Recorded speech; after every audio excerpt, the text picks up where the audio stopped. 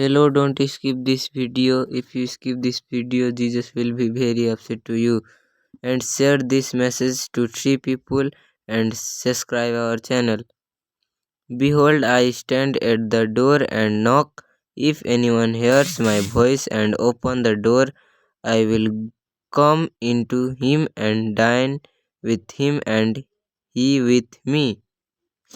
Though I speak with the tongues of men and of angels, but have not love, I have become sounding brass or a clashing clam.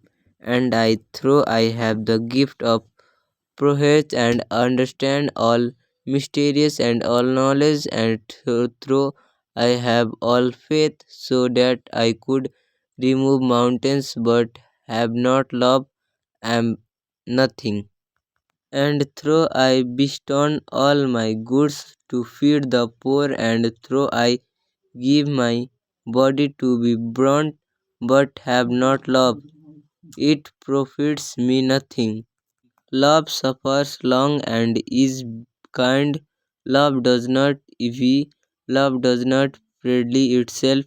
It is not pulled up, does not behave rudely, does not seek its own, is not provoked, thinks no evil, does not rejoice in inequality, but rejoices in the truth, bears all things, believes all things, hope all things, endures all things. Love never fail, but whether there are promises, they will fail. Whether there are tongues, they will kisser. Whether there is knowledge, it will vanish away. For we know in part and we process in part, but when that which is perfect has come, then that which is in part will be done away. When I was a child, I spoke as a child, I understood as a child, I thought as a child, but I uh, became a man, I put away childish things. For now we see in a mirror dimly, but then face to face. Now I know it part, but then I shall know just as I also am knowing. And now edible faith, hope, love, these three, but the greatest of this is love. But the fruit of the Spirit is love, joy, peace, love, suffering, kindness, goodness, and faithfulness, gentleness, self control. Against such there is no law. Now his older son was in the field, and as he came and drew near to the home, he heard music and dancing. So he called one of the servants and asked what these things meant. And he said to him, your brother has come, and because he has received him safe and sound, your father has killed the fat calf. But he was angry and would not go in. Therefore his father came out and pleaded with him.